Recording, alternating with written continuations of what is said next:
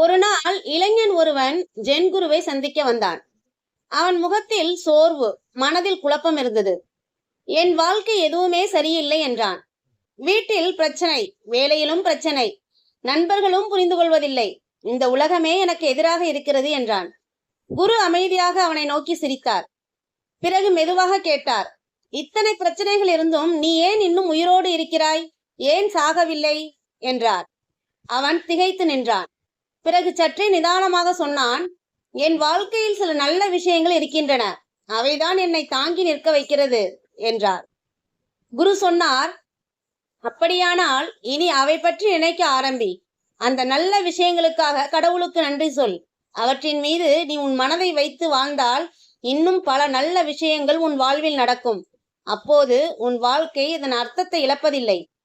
நீ இதை மறந்துவிட்டால் மட்டுமே அது எப்போதும் சோகமாக தெரியும் என்றார்.